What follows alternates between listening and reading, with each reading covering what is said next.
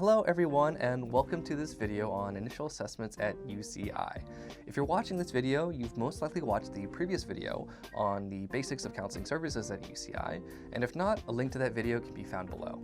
The initial assessment is one of many services that we provide here at the UCI Irvine Counseling Center, and will most likely be one of the first things that you do if you're interested in short-term therapy, relationship therapy, or group therapy. So today we're going to talk a little bit more about what the initial assessment is, what to expect, and also some ways to prepare for it. First of all, what is an initial assessment? Well, the initial assessment's main purpose is to identify your presenting concerns and identify the best treatment service for you.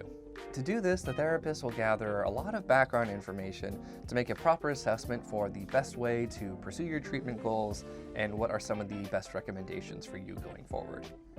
Maybe you've had difficulty in class recently, or you've experienced a traumatic loss, or you are having trouble navigating college and your identities. Regardless of what you're coming in with, your therapist is going to ask a set of comprehensive questions to get an understanding of how these concerns are impacting your life. The main purpose of this will be to understand your current stressors and to discuss with your therapist what may be the best treatment recommendation for you at this time. So let's say you scheduled your initial assessment by either calling the counseling center or dropping in during our lobby hours. You might be asking yourself, okay, what comes next? So after scheduling your initial assessment appointment with one of our fabulous administrative assistants, they will tell you the date and the time of your appointment, and also to arrive 30 minutes earlier. Why is it important to arrive 30 minutes earlier?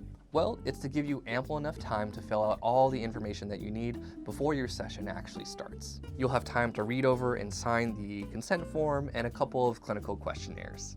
It's really important to note that if you don't arrive 30 minutes prior to your appointment, you may need to reschedule your appointment so you have ample time to finish that documentation. Questions you may be asked during these surveys include demographic information, information about your salient identities, your experience with your current concerns, your relationship with your family and friends, and your mood or feelings within the last 2 weeks.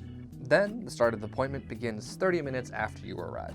So if you finish early, you have time to just relax, go on your phone, finish some homework, or maybe do some breathing and grounding exercises.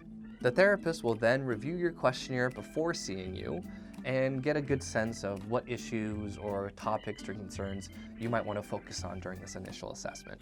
Then you will meet with your therapist for that initial assessment appointment. In the beginning of that appointment, the therapist will review expectations for therapy and confidentiality. After that, you'll be on your way to talk about some of the concerns that are bringing you in at this time. The therapist may ask very specific questions with the goal specifically in mind to gather as much information as possible so that by the end of the session, you and your therapist have a general idea or direction for what your treatment plan may be.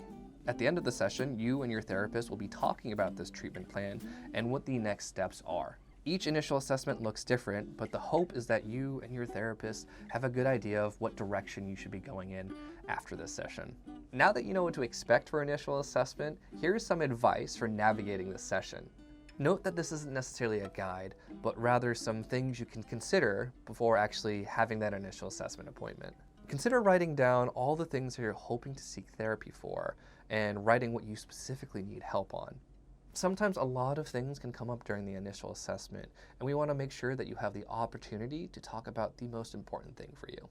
So, take some time to write it down, reflect, and be prepared for what things you want to talk about specifically. Number 2, breathe and relax. For some of you, this may be your first therapy type appointment, and with that, there might be a lot of shame or embarrassment that comes with that. Know that these feelings are completely normal.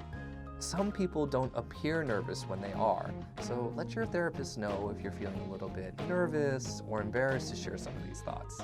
Number 3, plan for something nice after.